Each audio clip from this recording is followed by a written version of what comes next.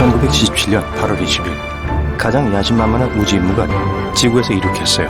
보이저 2호의 주 목표는 태양계 외부를 가까이서 연구하는 것이었죠. 이는 행성들이 진귀하게 정렬이 있기에 가능했습니다. 보이저 2호는 태양계의 모든 거대 가스 행성들을 연구하기로 되어 있었어요. 목성, 토성, 천왕성, 그리고 해왕성을요. 또 천문학자들은 이 우주선이 태양계의 가장자리를 찾아 탐험할 수 있기를 희망했습니다. 보이저 2호는 성간 여행을 위해 만들어졌기 때문에 이 탐사선에는 폭 4m의 큰 안테나가 장착되어 있었어요. 이 안테나는 우주선이 수집한 데이터를 지구로 다시 보낼 수 있게 해주었죠. 여행하는 동안 우주 탐사선은 목성의 14번째 위성을 발견했어요. 4개의 거대한 행성들을 가까이서 연구할 수 있었던 탐사선은 보이저 2호뿐이었어요. 이건 천왕성을 지나쳐 날아간 최초의 인공물체였으며 그곳에선 2개의 새로운 고리와 10개의 새로운 위성을 발견했죠. 보이저 2호는 해왕성도 지나치면서 그것의 대흑점을 발견했어요. 이것은 행성의 남반구에 회전하고 있는 거대한 폭풍이에요. 이 폭풍의 크기는 지구만 하고 시속 2400km의 속도로 움직이죠. 이 바람들은 여태 태양계 행성에서 기록된 것 중 가장 강력한 거예요. 우주 탐험의 역사에서 오직 5대의 우주선만이 태양계의 중력을 빠져나갈 수 있었어요. 그것들은 파이오니어 10호와 11호, 보이저 1호와 2호, 그리고 뉴 호라이즌즈호였죠. 사람들은 수천 개의 물체들을 우주로 발사했어요. 이 물체들은 지구의 중력은 쉽게 이겨내요. 하지만 태양은 우리 고향 지구보다 약 30만 배나 더 커요. 그래서 이 끌어당기는 힘을 이겨내기가 더 어려운 거예요. 더 인상적인 점은 보이저 2호는 태양권을 통과한 후 성간 우주에 도달한 역사상 2번째 인공물체란 건데요. 태양권은 태양에 의해 생성된 자기장과 입자의 거품으로 태양계를 보호하고 있습니다. 발사한 지 2년 후 보이저 2호는 목성의 첫 이미지를 전송하기 시작했어요. 이 우주 탐사선은 과학자들에게 목성의 가장 큰 위성들 중 하나인 이오와 유로파에 대해 꼭 필요했던 정보들을 제공해 주었어요. 그리고 나서 우주 비행 미션은 가스상 거대 혹성 자체를 지나쳤죠. 우주선과 행성 사이의 거리는 약 64만 4천 km였어요. 바로 그때 탐사선이 대적점의 모양과 색의 변화를 알아챘어요. 이는 오래 지속되는 거대한 폭풍 시스템인데요. 지구의 허리케인 같지만 훨씬 더 크죠. 2년 후 보이저 2호는 토성에 도착했어요. 보이저 2호는 행성의 고리에서 바퀴살과 꼬인 부분을 발견했어요. 우주선이 거대 가스 혹성 뒤에서 위로 지나나는 동안 토성의 고리의 평평한 곳을 통과했어요. 그 당시 보이저의 속도는 초속 약 13km였어요. 몇 분 동안 탐사선은 수천 개의 미세한 먼지 알갱이들에 부딪혔어요. 그리고 이게 탐사선의 방향을 계속 움직였고, 탐사선의 제어 제트기는 탐사선을 안정시키기 위해 여러 번 발사를 했죠. 보이저 2호가 천왕성과 해왕성을 탐사한 후 태양계 밖으로 향했죠. 장비들은 에너지를 절약하기 위해 저출력으로 공급되었어요. 2007년 8월 우주선은 터미네이션 쇼크를 통과했어요. 터미네이션 쇼크는 태양 영향의 한계를 나타내는 경계선이에요. 여기선 태양풍이 느려집니다. 2013년 여름 이 탐사선은 성간 우주에 도달했어요. 이제 우주에서 신호를 보내고 받을 때 여러분이 명심해야 할 3가지 요소들이 있어요. 거리, 전력, 그리고 시간이에요. 우주선이 멀리 있을수록 신호는 도달하기 전까지 더 먼 거리를 이동해야 해요. 그리고 이 신호가 우주선을 따라잡는데 시간이 더 걸리죠. 그리고 마침내 그곳에 도착하게 되면 엄청 약해져 있어요. 또 다른 문제는 일단 우주선이 한번 발사되면 업그레이드를 할 수 없다는 거예요. 말 그대로 갖추어진 기술로 평생 있어야 한다는 거죠. 게다가 보이저 2호와 같은 우주선들은 방사능 연료로 움직여요. 특별한 물질이 방사성으로 분해될 때 전기로 전환되는 열을 방출해요. 불행히도 물질이 더 많이 분해될수록 우주선은 무선 신호를 수신하고 전송하는데 더 적은 전력을 쓰게 되죠. 이런 문제점에도 불구하고 우린 보이저 1호와 2호와의 연결을 잃지 않았어요. 이건 새롭고 더 강력한 기술이 지구에 등장했기 때문이죠. 사람들이 보내는 신호는 이전보다 훨씬 더 멀리 도달할 수 있어요. 그래서 우린 2018년에 성간 우주에 진입했고 이미 지구로부터 거의 193억 킬로미터나 떨어져 여행하고 있는 보이저 2호와 계속 연락을 취할 수 있었던 거예요. 하지만 2020년 3월 우주선과 과학자들이 신호를 교환할 수 있게 하던 주요 장비의 전원이 꺼졌어요. 우주선과의 통신이 중단된 후 나사는 심우주 통신망을 업그레이드하고 새 하드웨어를 설치하는 데 약 11개월을 보냈어요. 심우주 통신망은 지구상의 천문학자들이 행성 간 미션과 통신을 하게 해주는데 도움을 주는 거대한 라디오 안테나들이 국제적으로 집합되어 있는 거예요. 이 안테나들은 캘리포니아, 마드리드, 캔버라에 위치해 있죠.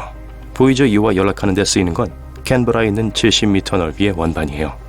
이 장치는 탐사선에 도달할 수 있는 명령을 전송할 수 있는 유일한 장비죠.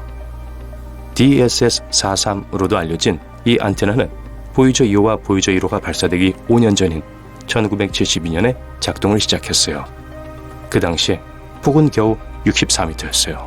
그 이후로 원반은 수많은 수리와 업그레이드를 거쳤죠. 하지만 이 11개월은 안테나가 꺼져 있던 가장 긴 시간이었습니다. 2020년 10월 안테나는 모든 업그레이드와 수리를 거쳐 드디어 테스트할 준비가 되었어요.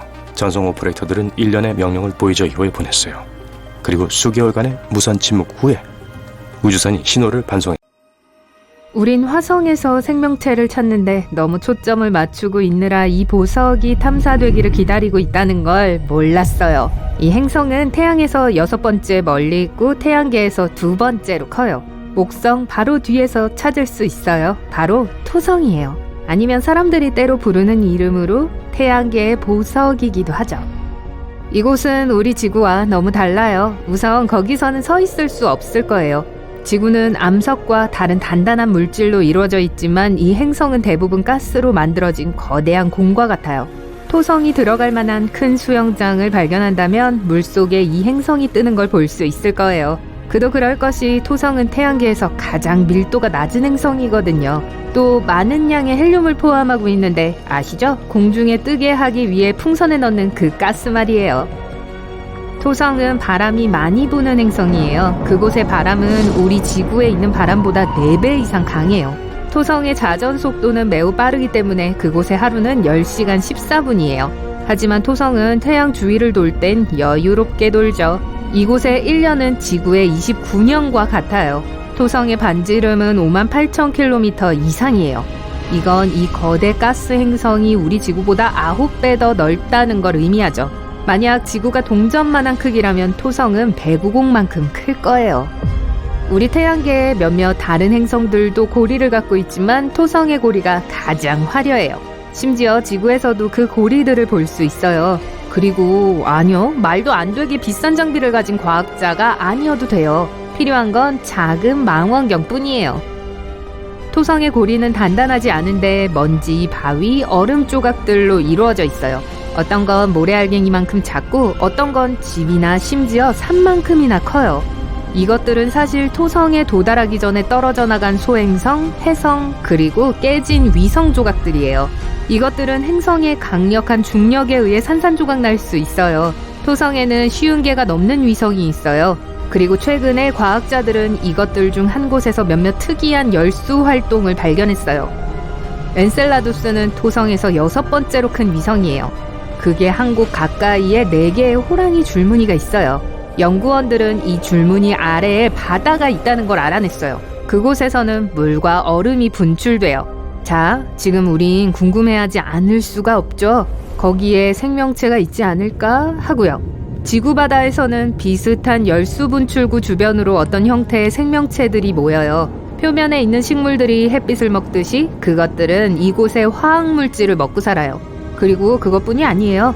우리 지구에서 가장 오래된 미생물 생명 중 일부가 엔셀라두스의 바다 표면 아래에서 생성된 것과 같은 에너지를 먹고 살아요. 그건 잠재적으로 현재 그곳에서 생명이 발전하고 있다는 걸 의미할 수 있어요. 물론 가장 단순한 유기체가 나타나기까지 수천, 수백만 년이 걸릴 거예요. 하지만 바라건대 과학자들이 더 복잡한 형태의 생명체를 찾는데 오래 걸리지 않았으면 좋겠어요. 우주에는 수백만 개의 외계 행성이 있어요. 그리고 과학자들은 잠재적으로 거주할 수 있는 행성들을 찾아왔어요. 외계 행성은 태양계 밖의 별 주위를 도는 행성을 말해요. 외성은 비슷한데 태양보다 덜 밝아요. 어떤 때는 100억 년 이상을 살기도 하죠. 이 정도면 살아있는 유기체가 더 복잡한 형태로 발전하고 진화하기에 충분한 시간이에요. 생명체는 그런 외성 주위를 도는 행성이나 토성 같은 경우엔 미성 중 하나에서 생길 수 있어요. 그리고 여기 적색외성 글리제 876 주위를 도는 글리제 876b가 있어요. 이 행성은 대부분이 미스테리지만 과학자들은 이것이 단단한 표면이 없는 거대 가스 행성이라고 추측하고 있어요. 대기에는 구름이 없다고 믿고 있죠. 하지만 행성 표면에는 액체 형태의 물이 있을지도 몰라요. T가든 B는 태양계로부터 약 12광년 떨어진 적색 외성의 궤도를 돌아요. 이 행성의 질량은 지구보다 조금 더 커요. 과학자들은 여기에 바위 표면이 있을지도 모른다고 생각해요. 이 행성이 궤도를 다 도는 데에는 약 5일이 걸려요. 그 뜻은 T가든 B에서의 1년이 사실 지구의 일주일보다 짧다는 거를 의미하죠. 아주 저 멀리 어딘가에 케플러 1638b라는 잠재적으로 거주 가능한 행성이 있어요. 좋아요. 더 정확하게는 지구에서 3000광년 떨어진 백조자리에 있어요.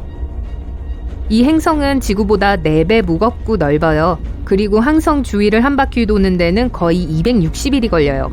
이 행성의 중력은 지구보다 강해요. 표면 위로 점프하는 건 쉬운 일이 아닐 거예요. 케플러 하나 더 옵니다. 이번엔 케플러 622예요. 지구의 1.5배 이상의 크기인 행성이죠. 과학자들은 여기에 따뜻하고 습하며 흐린 하늘과 함께 쾌적한 대기가 있을 거라고 믿고 있어요. 지구에서 이 행성까지는 1200광년이 걸려요. 케플러 622는 자신의 적색 외성의 궤도를 도는데 122일이 걸려요. 이웃인 케플러 62f는 잠재적으로 거주할 수 있는 또 다른 지역이에요. 이곳은 지구보다 약 40% 큰 세계예요. 과학자들은 이 행성이 물로 덮여 있을지도 모른다고 생각해요. 우리 행성의 바다에는 다양한 크기의 흥미로운 생물과 유기체가 가득하죠. 그러니 이 행성에도 흥미로운 생명체가 숨겨져 있을 가능성이 있어요. 아니면 적어도 생명체를 발전시킬 잠재력을 갖고 있죠. 우리가 거주할 수 있는 이라고 할 때 그곳에 생명체가 꼭 존재한다는 걸 의미하진 않아요. 단지 어떤 형태의 생명체가 발달할 수 있는 조건을 갖추고 있다는 걸 의미하죠. LHS-1140b는 잠재적으로 거주할 수 있는 지역 중 하나에 위치한 행성이에요. 가스 친구들과는 달리 단단하고 바위가 꽤 많아요. 이 행성의 반지름은 지구보다 60% 더 커요. 그리고 질량은 7배 더 크죠. 가장 밀도가 높은 행성들 중 하나예요. 이 행성의 질량이 크기 때문에 대기는 다소 두꺼울 거예요. 게다가 그곳의 표면 중력은 여기 지구보다 훨씬 더 강력해요. 그래서 그 행성에 서 있는 것만으로도 어려움을 겪을 거예요. 안녕하세요. 물병 자리에 있는 아주 멋진 외성인 트라피스트 1에서 인사드립니다. 우리로부터 약 39광년 떨어져 있어요. 지구 크기의 암석 행성 7개가 이 별에 거주 가능한 지역에서 궤도를 돌고 있어요. 이들 모두에는 잠재적으로 표면에 약간의 물이 있을 수 있어요. 이 행성들의 온도는 지구의 온도와 거의 비슷해요.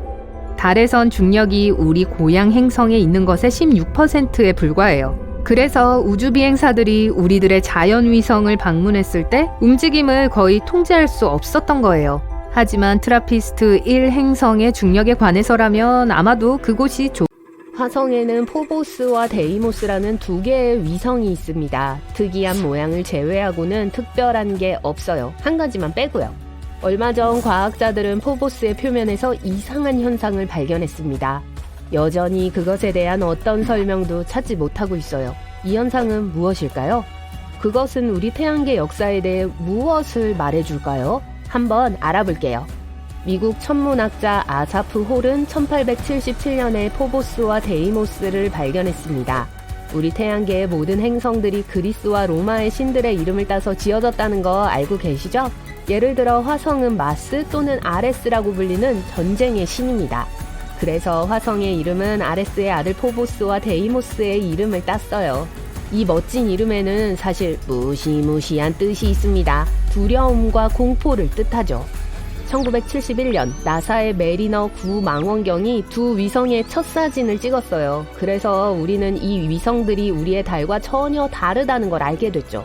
그들은 이상한 모양과 불안정한 궤도를 가지고 있습니다. 게다가 태양계에는 이 2개의 위성만큼 모행성에 가깝게 움직이는 위성은 없습니다. 부자관계라 그런가요? 하지만 화성과 매우 가깝기는 해도 화성의 표면에서는 이 두 위성을 거의 볼 수 없습니다. 화성의 곡률이 포보스와 데이모스를 시야에서 가리기 때문이에요. 화성 적도 부근에서 본다면 포보스는 평범한 소행성처럼 보일 거고 데이모스는 별처럼 보일 겁니다. 이 위성들이 우리의 달에 비해 너무 작기 때문이에요. 이 두 위성은 태양계 전체에서 가장 작고 가장 밝지 않은 위성들입니다. 무시무시한 이름을 생각하면 좀 아이러니하네요. 어쨌든 이 두 위성의 모든 것은 확실할 것처럼 보이지만 아니에요. 문제가 있어요. 아시다시피 과학자들은 다양한 우주물체에서 발견된 흔적을 바탕으로 우주의 역사를 재구성합니다. 움푹 파인 곳, 긁힌 곳, 갈라진 곳은 모든 것이 수십억 년 전에 무슨 일이 일어났는지 말해줄 수 있어요. 오랫동안 과학자들은 그리스 신화에서처럼 포보스와 데이모스가 쌍둥이라고 확신했습니다. 하지만 나사의 바이킹 궤도선은 그 위성들의 새로운 사진을 찍었어요. 그리고 그 둘 사이에 중요한 차이점이 발견됐습니다. 포보스의 전체 표면은 거대한 홈으로 덮여 있었습니다. 포보스는 한쪽 끝에서 다른 쪽 끝까지 뻗어 있는 길고 깊은 구덩이들의 연속이에요. 여러분은 이렇게 말할 수도 있을 거예요. 그게 뭐 대단한 일인가요? 모든 우주물체에는 그런 것들이 있어요. 맞아요. 다른 위성에도 비슷한 홈과 긁힌 자국이 있습니다. 하지만 어디에도 포보스만큼 많지는 않아요. 포보스는 완전히 홈으로 덮여 있고 규모도 거대합니다. 길이가 18km이고 폭이 200m에 달해요. 그게 다가 아니에요. 이 홈 중 일부는 다른 홈과 교차합니다. 이것은 포보스가 한 번이 아니라 여러 차례 충격적인 사건들을 경험했다는 걸 의미하죠. 하지만 정확히 무슨 일이 일어났을까요? 사실 과학자들은 완전히 확신하지는 못합니다. 하지만 몇 가지 이론이 있어요. 이 이론들은 포보스의 과거를 알려줄 뿐만 아니라 미래를 예측해줍니다. 첫 번째 이론, 소행성 충돌. 첫 번째 용의자예요. 포보스에는 폭이 9km에 달하는 큰 분화구가 있습니다. 엔젤린 스티큰이라고 해요. 위성을 발견한 과학자는 아사프홀의 부인의 이름을 따서 지어졌습니다. 귀엽네요. 첫 번째 이론은 이렇습니다. 옛날 옛적에 어떤 천체가 포보스에 충돌했어요. 그 충격이 너무 강해서 큰 분화구를 남겼죠. 그리고 충돌의 영향으로 포보스 곳곳에 홈이 생겼습니다. 처음에는 논리적으로 들려요. 하지만 과학자들은 이 이론의 결함을 발견했습니다. 이 홈들이 실제로 분화구 안이 아니라 옆에서 형성되었다는 점이에요. 그래서 그 홈을 만든 것은 충돌이 아니었습니다. 게다가 다른 홈과 교차하는 홈은요? 그저 우주적인 우연의 일치일까요? 진실에 대한 탐구는 계속됩니다. 두 번째 이론, 우주 쓰레기 때문입니다. 네, 첫 번째 이론과는 차이가 있어요. 이 경우 홈은 충돌의 직접적인 결과가 아닙니다. 과정은 이렇습니다. 뭔가 포보스에 충돌했어요. 이 충격으로 많은 암석이 우주로 던져졌습니다. 그중 일부는 우주에서 영원히 사라졌지만 다른 것들은 포보스로 다시 끌려갈 만큼 충분히 작았어요. 가파른 각도로 포보스 옆을 스쳐가면서 충돌하거나 떨어져 나가거나 하는 일이 발생할 수 있습니다. 포보스의 중력이 매우 약하기 때문에 아마도 그것을 잡아둘 수는 없었을 거예요. 다시 말해서 이 암석들은 오랫동안 위성을 향해 당겨지고 밀려 나가기를 반복했어요. 이 이론은 교차하는 홈을 설명합니다. 암석들이 계속해서 그 위치로 떨어지고 있었기 때문이었죠. 꽤 논리적으로 들리지만 또 다른 문제가 있습니다. 화성이나 달 표면에서 어떤 암석도 볼 수 없습니다. 이 모든 잔해는 중력에 의해 갇힌 채로 행성의 궤도 어딘가에 남아 있어야 했습니다. 그러면 그저 포보스의 일부가 되죠. 다시 말해서 만약 이것이 사실이라면 먼지층 아래에서 이 이론의 증거를 찾을 수 있어야 해요. 하지만 그런 일은 없었어요. 그래서 이 이론도 천문학자들을 만족시키지 못했습니다. 따라서 범인을 계속해서 찾았어요. 어쩌면 홈이 스티크니 분화구와 전혀 관련이 없는 걸까요? 어쩌면 진짜 범인은 전혀 다른 것일까요? 더 강력한 무언가, 혹시 화성 그 자체일까요? 세 번째 이론, 화성이 숨은 범인입니다. 이전의 이론들은 포보스와 데이모스가 원래 화성의 일부였다는 걸 암시합니다. 옛날 옛적에 화성으로부터 떨어져 나와 위성이 되었다는 거죠. 마치 우리의 달처럼 말이에요. 하지만 그게 사실이 아니라면요? 나사의 화성 탐사선에 의한 관측은 포보스와 데이모스가 주로 운석과 소행성에서 발견되는 원소들로 이루어져 있다는 걸 보여줍니다. 포보스와 데이모스가 소행성이라면 어떨까요? 화성과 목성 사이에는 소행성 대가 있습니다. 포보스와 데이모스의 크기, 모양, 그리고 구성을 고려할 때 과학자들은 한때 이 둘이 소행성대에 속했다고 주장했어요. 그러다가 어느 날 날아갔다는 거예요. 그리고 중력이 그들을 화성으로 끌어당겼습니다. 이런 현상은 소행성 포획이라고 불립니다. 그래도 매우 이상해요. 네, 소행성 포획은 드물지 않지만 이 둘은 몇십억 년 동안 화성 옆에서 비행해 왔어요. 그들의 궤도가 그대로 유지되는 것은 이상합니다. 게다가 화성의 대기는 매우 희박하고 이 때문에 어떤 소행성도 포획할 수 없었어요. 이론적으로 둘은 애초부터 화성에서 분리되었어야 했습니다. 하지만 그렇지 않았죠. 그 말은 어떤 방식으로 그들이 갇혔다는 걸 의미합니다. 그리고 화성은 즉시 그것들을 파괴하기 시작했죠. 네, 예상치 못한 반전이죠. 이 버전에서 악당은 화성이었어요. 과거를 연구함으로써 미래에 발생할 수 있는 사건에 대한 몇 가지 증거를 발견했습니다. 포보스의 신비화하는 대기층입니다. 지구는 해야 할 일을 하며 태양 주위를 돌면서 궤도를 돌고 있습니다. 그러다 갑자기 금성과 화성이 몰려와 모든 걸 망쳐요. 불쌍한 지구를 내버려 두지 않습니다. 지구를 향해 움직이는 이 두 개의 비교적 큰 천체는 지구의 끔찍한 결과를 가져올 거예요. 지구의 궤도 변화로부터 시작해서요. 태양계에 있는 행성의 궤도는 올바른 균형을 유지해야 모든 것이 엉망이 되지 않습니다. 그래서 만약 어떤 큰 물체가 지구에 접근한다면 지구는 궤도를 이탈할 거예요.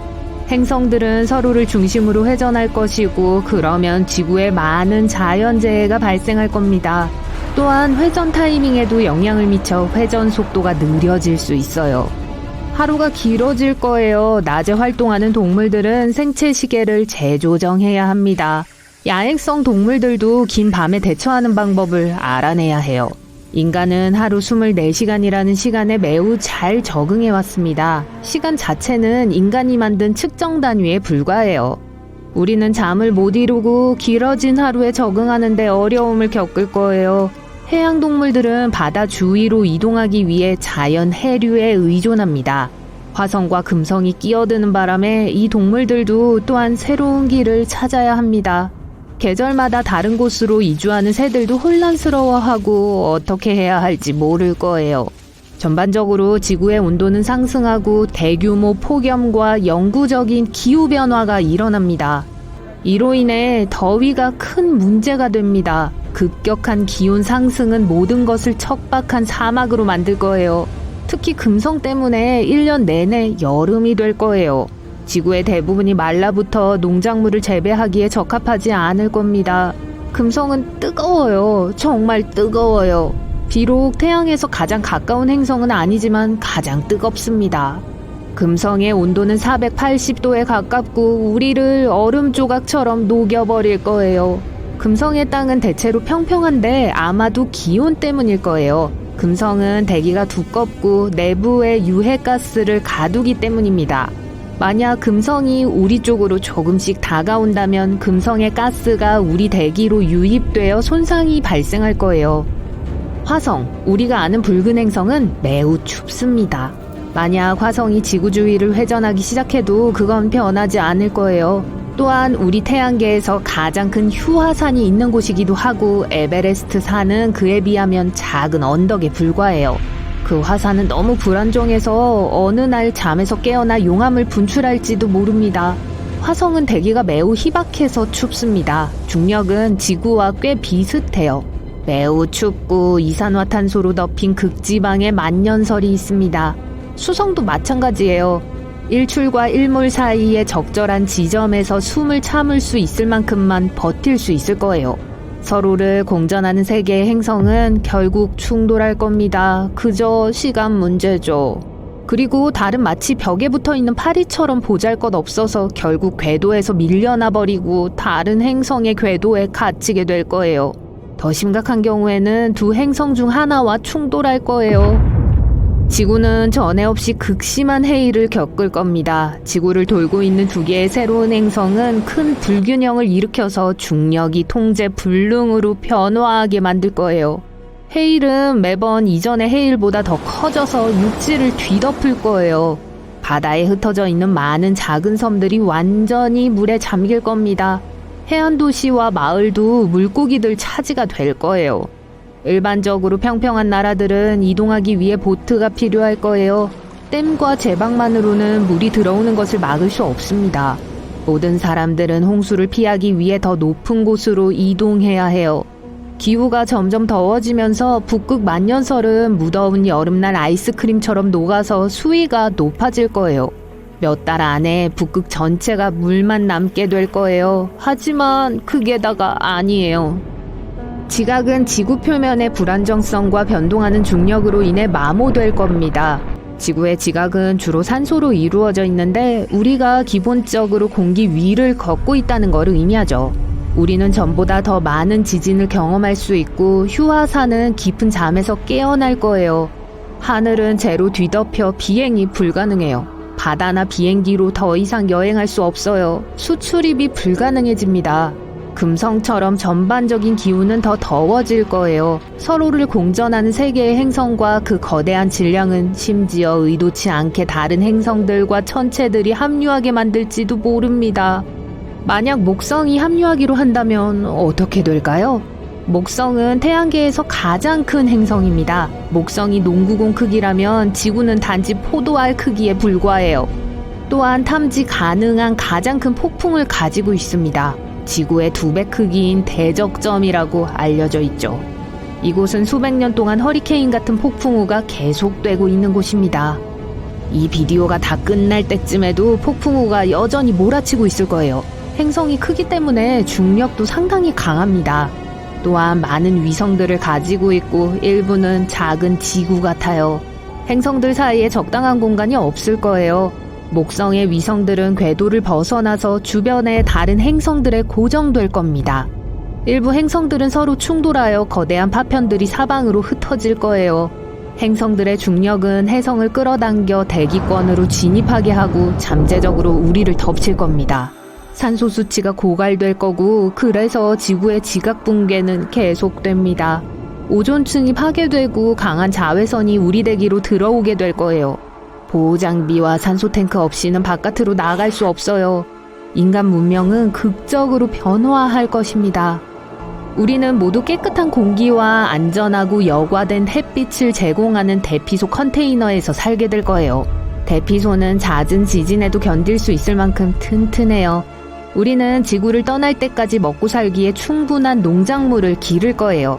행성들이 충돌하는 건 시간 문제이기 때문에 다음 단계는 우리를 지구 밖으로 싣고 갈 큰 로켓을 만드는 일이 될 겁니다. 화성, 금성, 그리고 목성이 우리 가까이에 회전하고 있기 때문에 여러분은 달에 가는 로켓을 타요. 착륙하고 작업복을 입고 달 표면에서 물을 뽑아내는 지역 공장으로 출근하죠. 거기엔 연료 공장도 있어요. 수십 명의 사람들이 로버를 타고 넓은 지구에 자연 위성을 배회하고 있어요. 교대 근무가 끝나면 다시 로켓에 탑승해요. 일반 버스처럼 여러분을 집으로 데려다줘요. 이건 바로 나사가 계획하고 있는 겁니다. 그리고 이 프로젝트의 첫 단계는 프라임 1 미션이에요. 프라임은 극지 자원 얼음 채굴 실험의 약자예요. 임무는 2022년부터 시작돼요. 단계별로 알아보죠. 부스터 로켓과 2단 로켓이 발사대에 조립되어 있어요. 점화. 로켓의 엔진이 연료를 태우기 시작하고 우린 올라가요. 곧 로켓이 시속 38,600km에 도달해요. 그 속도면 뉴욕에서 런던까지 단 8분에 갈 수 있어요. 부스터가 연료를 다 쓰고 나면 도킹을 풀고 지구에 연착해요. 첫 번째 단계가 해제된 후 몇 초 후에 탑재체 캡슐이 엔진을 점화하면 두 번째 단계가 돼요. 로켓이 계속 위로 올라가게 되죠. 일단 궤도에 도달하면 탑재 캡슐이 열려요. 달 착륙선 노바-C를 방출해요. 세단만큼 길고 보통 사람 키보다 약간 더 넓은 원통의 우주선이에요. 이게 엔진을 켜고 여행을 시작해요. 먼저 착륙선은 지구 주위를 원을 그리며 돌아요. 이건 연료를 많이 낭비하지 않고 속도를 낼 수 있게 해주는 중력 조작이에요. 달 착륙선이 아직 궤도에 있기 때문에 지구의 중력에 영향을 미쳐요. 우주선이 떨어지는 것 같아 보여요. 하지만 우리 지구 표면이 아니라 궤도의 궤적을 따라서요. 지구를 한 바퀴 돈 후 착륙선은 궤적을 조정하고 달로 향해요. 날아가야 하는 거리는 38만 4천 킬로미터예요. 이건 지구를 9바퀴 반 돌거나 미 대륙 횡단을 93번 한 것과 같아요. 현대 우주선은 이 거리를 단 9시간 만에 주파할 수 있어요. 이건 뉴욕에서 로스앤젤레스까지 비행기로 가는 것보다 좀 더 걸리죠. 동시에 첫 우주 비행사들이 달에 착륙하는 데는 약 72시간이 걸렸어요. 곧 노바씨가 목적지에 가까워져요. 하강하면서 달 주위에 또 다른 원을 그려요. 과학자들이 이미 착륙하기에 완벽한 장소를 정해놨어요. 몇 가지 요구사항이 있죠. 우선 이 장소 표면 아래에 얼음이 존재할 수 있다는 징후가 있어야 해요. 둘째로 달 착륙선이 지구와 무선 통신을 유지할 수 있어야 해요. 이건 만약 착륙선이 달 뒷면에 있다면 불가능할 거예요. 최초의 우주 비행사들이 지구의 천연 위성 주위를 비행했을 때 통신이 몇 분간 끊겼어요. 우주선이 달의 그림자에서 나왔을 때 비로소 연결이 재개되었죠.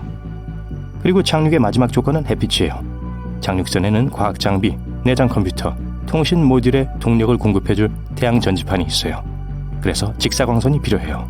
착륙선이 달 표면에 점점 가까워지고 있어요. 착륙 지점에 접근하면서 우주선이 속도를 줄여 이제 공중을 맴돌아요. 몇 초만 더 그리고 착륙했어요. 우주선이 연착했어요. 이제 표면을 뚫어야 할 때예요. 이걸 위해 착륙선에는 새로운 지형을 탐험하기 위한 레골리스와 얼음 드릴이라고 불리는 장치가 있어요. 간단히 말해서 1m 길이의 큰 드릴이에요. 거의 성인 다리만큼 길죠. 적당한 장소가 정해지면 장치가 달 토양으로 내려져요. 땅을 파는 데는 몇 가지 단계가 있어요. 착륙선은 드릴 구멍에서 흙을 꺼내기 위해 드릴을 여러 번 들어올려야 해요. 안 그러면 드릴 끝부분이 망가질 수 있어요. 다음, 착륙선은 토양 성분을 분석해야 해요. 이걸 위해 달 활동을 관찰하는 질량 분석기를 탑재하고 있는데 간단히 엠솔로라고 해요. 이 작업은 단순한 원리에 기초해요. 토양 입자를 이온화하거나 충전시켜 움직이게 해요. 그럼 이게 강한 자기장을 생성하는데 이게 전하 입자에 영향을 미쳐요. 궤적을 바꾸게 만들죠. 다른 물질, 그들의 분자, 그리고 원자들이 자기장에서 다르게 움직여요. 그래서 궤도의 변화를 분석함으로써 우린 각 입자의 질량과 전하를 확인할 수 있어요. 우리가 다음으로 해야 할 일은 멘델레예프 주기율표를 보고 샘플에서 어떤 원자를 찾을 수 있는지 보는 겁니다. 과학자들은 H2O, 물을 찾기를 희망하죠. 달의 남극은 드릴이 닿을 수 있는 곳에 얼음이 있기에 이상적인 장소예요. 적도는 무선 접촉을 유지하고 착륙선의 태양 전지판에 전력 공급하기에 좋은 장소죠. 하지만 이곳은 너무 뜨거워서 얼음이 없을 거예요. 착륙선에는 또한 달 호퍼도 운반되어 있어요. 이건 달 표면을 탐사하는 데 사용될 겁니다. 약 0.9kg의 짐을 나를 수 있어요. 과학자들은 또 5G 통신 기술을 시험해 볼 거예요. 착륙선에는 이를 위한 몇 가지 특수 모듈이 있어야 할 거예요. 만일 실험에 성공하면 사람들은 지구에서처럼 달에서의 통신을 위해 이동 전화 서비스를 사용할 수 있을지도 몰라요. 하지만 이 임무의 주 목표는 달에서 발견된 자원이 미래에 사용될 수 있다는 걸 증명하는 거예요. 빠르면 2023년 나사는 달의 자율주행 탐사선 바이퍼, 휘발성 조사 극지 탐사 로버를 보낼 계획이에요. 달의 남극에 같은 이유로 착륙할 거예요. 지구와 태양빛과 연결이죠. 탐사선 자체는 골프카트 크기만 해요. 드릴과 토양 분석기를 운반할 거예요. 과학자는 이미 탐사선을 위한 길을 제시해놨어요. 약 16에서 24km 길이에요. 바이퍼가 이 경로를 따라 이동하는 데는 100일이 걸릴 거예요. 달 얼음을 찾기 위해 흙을 파내고 지도에 발견 표시를 할 겁니다. 우주 비행사들이 달에 도착할 때에 대한 대비도 필요할 거예요. 또한 그들에게 물과 같은 귀중한 자원을 제공하는 데 도움이 될 거예요. 20년대 후반에 나사는 아르테미스 임무를 시작할 거예요. 이 목적을 위해 과학자들은 수십 년 동안 오리온 우주선을 제작해왔어요. 여기에 우주 비행사 6명을 태울 수 있어요. 오리온을 궤도에 올릴 발사체는 우주 발사 시스템이라고 불러요. 준비만 되면 인류 역사상 가장 강력한 로켓이 될 거예요. 첫 비행편은 무인이에요. 2022년으로 예정되어 있어요. 달 착륙선처럼 우주선이 궤도로 올라가 우리 행성을 한 바퀴 돌고 달에 갈 거예요. 일단 인공위성에 도착하면 6일 동안 궤도에 머물렀다가 지구로 돌아오게 되죠. 우주 공간에서 총 25일을 보낼 예정이에요. 두 번째 미션은 2023년 9월에 계획되어 있어요. 이번엔 4명의 우주 비행사를 달에 보낼 거예요. 그들은 지구의 자연 위성 주위를 날다가 달 표면에 착륙하지 않고 돌아올 거예요. 1972년 이후 최초의 유인 달 탐사가 될 거예요. 세 번째 미션인 아르테미스 3호는 2024년 첫 달 착륙 55주년 기념일로 예정되어 있어요.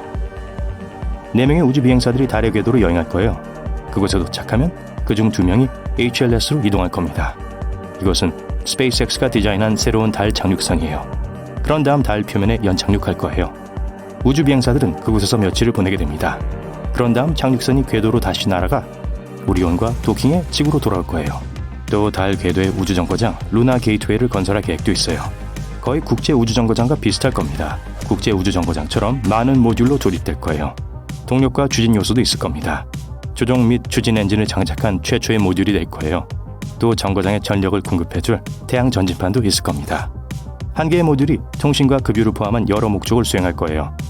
여러 생활 모듈도 있을 거예요. 최대 90일 동안 여러 명의 우주 비행사를 머물게 할 수 있어요. 바로 거기서 먹고 자고 훈련하고 과학 실험을 하게 될 거예요. 정거장에는 태양계에서 대부분의 행성은 시계 반대 방향으로 돌지만 금성은 그렇지 않습니다. 이 바나나 행성은 시계 방향으로 회전하기로 했고 과학자들은 여전히 그 이유를 알아내려고 노력하고 있어요. 그런데 일반적으로 행성은 왜 자전할까요? 자전 속도를 정의하는 건 무엇일까요? 태양도 자전할까요? 이 질문들에 대한 답을 찾아보기로 해요. 금성은 태양에서 두 번째 행성이며 태양계에서 가장 뜨거운 행성입니다. 금성을 지구의 쌍둥이라고 부르기도 한다는 사실 알고 계셨나요? 그 이유는 금성의 크기와 구성이 지구와 비슷하기 때문이에요. 하지만 금성은 아무리 봐도 꽤나 특이한 곳이기 때문에 비슷한 점은 그게 다예요. 예를 들어 날씨만 봐도 알 수 있어요. 금성은 항상 덥고 흐려요. 금성의 기온은 436도가 넘을 정도입니다. 그리고 그 구름요? 금성의 구름은 지구의 구름처럼 물로 만들어지지 않았습니다. 대신 황산으로 만들어져 있어요. 금성에서는 정말 좋은 자외선 차단제 없이는 밖에 나가고 싶지 않을 거예요. 금성 표면에서 찍은 사진을 보면 유독 노란 구름과 갈라지고 황량한 풍경을 볼 수 있습니다. 그리고 이 사진을 촬영한 우주선은 이 사진을 보낸 직후에 거의 꺼졌어요. 불쌍한 친구죠. 하지만 금성의 표면은 그저 단단하고 어둡고 평평한 땅이 아닙니다. 사실 금성에는 에베레스트 산보다 더 높은 산들이 있어요. 하지만 이 산들은 지구에 있는 산처럼 바위로 만들어진 것이 아닙니다. 대신 암석보다 밀도가 높은 일종의 화산물질로 만들어져 있어요. 금성은 많은 미스테리를 간직한 꽤 오싹한 곳이에요. 그중 한 가지는 오랫동안 과학자들을 당혹스럽게 해왔습니다. 바로 행성의 자전입니다. 우리 태양계의 대부분의 행성은 시계 반대 방향으로 자전하지만 금성은 다른 행성들과는 달라요. 금성은 시계 방향으로 자전해요. 그게 다가 아니에요. 금성은 또한 태양 주위를 공전하는 속도가 자전하는 속도보다 더 빠릅니다. 다시 말해 금성에서의 1년은 하루보다 더 빨리 지나가요. 마치 금성은 특이함을 사명으로 삼은 것 같아요. 하지만 왜 그럴까요? 과학자들은 몇 가지 이론을 가지고 있습니다. 가장 널리 알려진 이론은 금성이 실제로 다른 행성들처럼 시계 반대 방향으로 돌고 있었는데 어떤 일이 일어나서 바뀌었다는 거예요. 그렇다면 그 어떤 일은 무엇일까요? 행성 크기의 물체요. 맞아요. 천문학자들은 거대한 물체가 금성과 충돌하여 금성이 반대 방향으로 회전하게 되었다고 믿습니다. 우주 당구샷을 상상해보세요. 이 수수께끼의 거대한 물체가 큐볼이고 금성이 타겟공이죠. 하지만 실제로 금성이 잘못된 방향으로 회전하고 있다고 말할 수는 없습니다. 우주에 잘못된 회전 방향이란 존재하지 않으니까요. 이를 실제로 역행자전이라고 부릅니다. 행성이 태양 주위를 공전하는 공전궤도와 반대 방향으로 회전하는 걸 말하죠. 예를 들어 금성은 역행자전을 하는데 이는 태양이 서쪽에서 뜨고 행성의 동쪽으로 지는 걸 의미합니다. 따라서 이제 별자리 운세에서 수성 역행과 같은 문구가 나오면 무슨 뜻인지 알 수 있을 거예요. 하지만 태양계에는 금성만 이상한 것이 아니에요. 행성들은 몇 가지 이상한 방법으로 자전합니다. 예를 들어 태양계의 대부분의 행성은 축이라고 하는 가상의 선을 중심으로 자전해요. 이 축은 일반적으로 태양 주위를 도는 행성의 궤도를 기준으로 위아래로 곧게 뻗어 있어요. 그러나 천왕성과 같은 일부 행성은 축이 기울어져 있어서 궤도를 기준으로 거의 옆으로 기울어져 있어요. 이 기울기로 인해 행성의 극이 궤도와 거의 같은 평면에 놓이게 됩니다. 결과는요? 행성이 태양을 공전함에 따라 행성의 다른 부분이 다른 양의 햇빛을 받아 극심한 계절 변화를 일으키죠. 예를 들어 한 극은 햇빛이 계속 내리쬐는 반면 다른 극은 오랜 시간 동안 완전히 어둠 속에 있을 수 있어요. 천왕성은 태양계에서 유일하게 옆으로 자전하는 행성입니다. 과학자들은 천왕성이 금성과 비슷한 일을 겪었다고 생각해요. 옛날 옛적에 큰 충돌로 천왕성이 원래 자전축에서 떨어져 98도 각도로 기울어졌어요. 우리는 목성에 감사해야 합니다. 목성의 강력한 중력이 모든 소행성을 끌어당기고 충돌로부터 우리를 보호해주니까요. 이 모든 것은 조수 고정된 행성들과 다소 유사합니다. 행성과 데이트를 한다고 상상해보세요. 하지만 기대했던 것처럼 매력적이고 신비로운 행성이 아니라 밤새도록 같은 얼굴로 여러분을 쳐다보고 있다고 상상해보세요. 조석 고정된 행성의 관계는 기본적으로 이런 느낌이에요. 조석 고정 행성은 항성을 공전하는 속도와 같은 속도로 자전축을 중심으로 자전하는 행성을 말합니다. 즉 행성의 같은 쪽은 항상 별을 향하고 있지만 다른 쪽은 영구적으로 어둠에 있다는 뜻이죠. 조석 고정 상태는 행성의 기후와 날씨에 이상한 영향을 미칠 수 있습니다. 별을 향한 쪽은 극도로 더워지고 반대쪽은 엄청나게 추워질 수 있어요. 더운 쪽에서 추운 쪽으로 강한 바람이 불면서 행성의 대기 또한 매우 거칠어질 수 있습니다. 행성만이 아니라 달도 이런 식으로 작동해요. 우리가 항상 달의 한쪽 면만 볼 수 있다는 사실 알고 계시죠? 달이 지구와 조석 고정되어 있기 때문이에요. 외소행성 명왕성을 예로 들어볼 수도 있습니다. 명왕성은 가장 큰 위성인 카론과 이상한 자전관계를 가지고 있어요. 두 행성은 조석 고정되어 항상 같은 쪽을 마주하고 있어요. 그 결과 명왕성과 카론은 공통의 무게중심을 기준으로 왈츠를 추며 우주에서 독특한 춤을 추는 것처럼 보이죠. 태양계의 기묘함은 이게 다가 아니에요. 초고속 자전을 하는 행성들도 있어요. 대부분의 행성은 상당히 느린 속도로 자전하지만 일부 행성은 소닉 수준으로 빠르게 자전해요. 예를 들어 목성은 9시간 56분에 한 번씩 자전하는데 이는 하루가 10시간도 안 된다는 뜻입니다. 이는 적도에서 행성이 부풀어 오를 정도로 빠른 속도예요. 또한 이 빠른 자전으로 인해 최대 시속 643km에 도달할 수 있는 강한 바람띠가 만들어지죠. 이 모든 것이 여전히 논리적이고 어느 정도 이해가 된다면 그렇다면 혼란스러운 자전은 어떨까요? 맞아요. 일부 행성은 자전이 매우 불규칙하고 예측할 수 없어서 이를 카오스 자전이라고 합니다. 이는 종종 인근 위성이나 다른 행성의 중력 영향으로 인해 발생합니다. 대부분의 달과 같은 작은 천체에서 발생해요. 우리 태양계에서는 명왕성, 토성, 해왕성의 일부 위성이 카오스 자전을 하죠. 태양도 행성들처럼 자전합니다. 그러나 그 자전은 균일하지 않아요. 적도가 극보다 빠르게 회전합니다. 꽤 이상하죠? 이 현상은 흑점이나 태양 플레어와 같은 현상을 일으키는 자기장을 생성해요. 하지만 이 모든 것이 흥미로운 주제를 제기합니다. 애초에 행성은 왜 자전할까요? 어리석은 질문처럼 들릴 수도 있습니다. 하지만 수성은 뜨거운 곳이니 선글라스를 착용하세요. 수성 표면에서 보면 태양은 지구보다 3배 더 크게 보이고 빛은 11배 더 밝습니다. 수성은 지구보다 느리게 돌지만 여전히 즐거운 시간을 보내는 방법을 알고 있어요. 이 행성에서의 하루는 지구 시간으로 무려 59일 동안 지속되지만 걱정하지 마세요. 수성에서의 1년은 지구에서 88일밖에 되지 않아요. 그러니 100세가 된 기분을 느끼고 싶다면 여러분의 나이를 25로 나누거나 4를 곱하면 됩니다. 그러면 여러분의 대략적인 수성 나이를 알 수 있어요. 간단하죠? 태양 주위를 2바퀴 돌 때마다 2번씩 공전하는 수성의 독특한 공전 궤도를 잊지 마세요. 즉, 각 반구마다 1년 내내 낮 뒤에 긴 밤이 이어진다는 뜻이에요.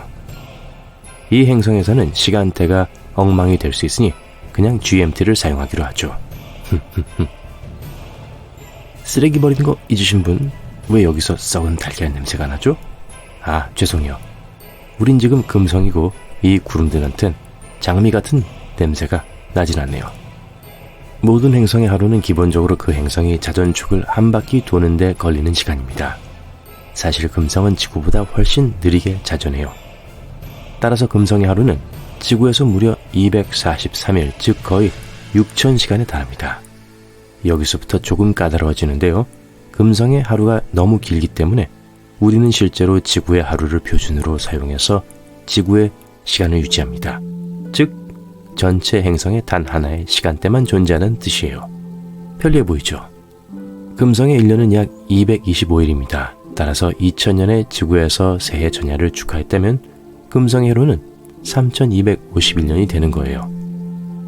금성의 시간을 추적하기 위해 지구의 225일로 구성된 현지 연도를 사용할 수 있지만 3년 정도마다 224일로만 구성된 짧은 연도가 추가로 있어요.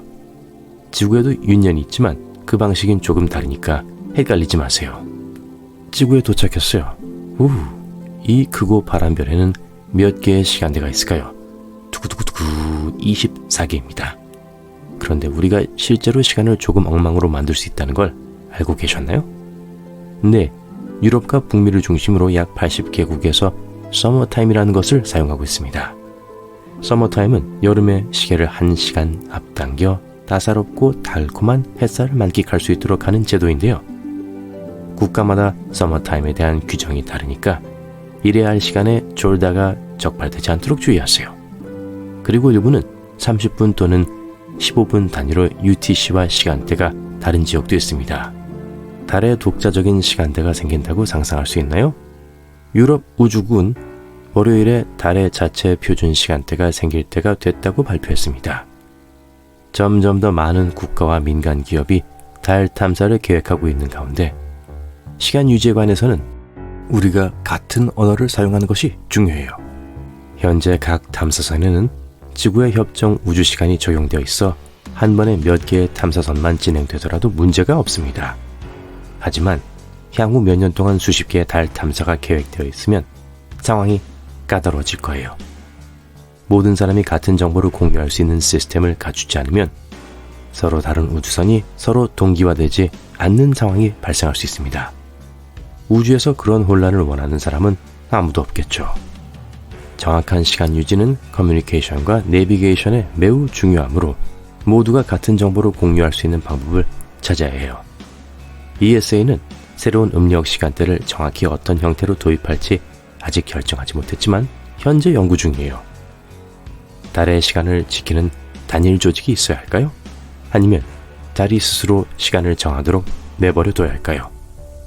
그리고 태양의 위치에 따라 더 세분화된 시간대는 어떨까요?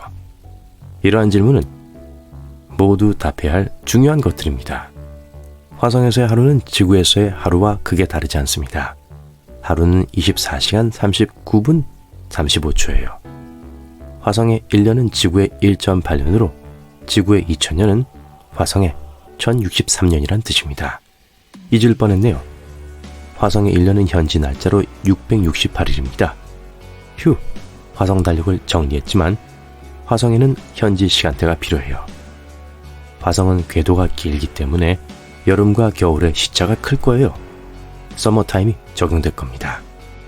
목성에서의 1년은 지구에서 거의 12년 동안 지속됩니다. 네, 개로 치면 일생과도 같죠. 하지만 걱정하지 마세요. 목성에는 지구의 1년만큼이나 긴 12개의 계절이 있어 흥미진진하답니다. 하지만 목성의 하루는 9시간 55분밖에 되지 않아요. 또한 목성에는 단단한 표면이 없고 구름이 서로 다른 속도로 움직이기 때문에 자유롭게 떠다니는 두 대기 관측소의 하루는 서로 다를 수 있습니다. 우리가 목성에 산다면 이 모든 것을 추적하는 멋진 앱이 절실히 필요할 거예요. 어쨌든 우리가 목성 지역을 사람이 살 수 있게 만들더라도 대기가 너무 거치기 때문에 대부분의 인구는 여전히 목성의 위성에 살게 될 거예요. 그리고 위성의 공전 주기는 서로 연결되어 있습니다.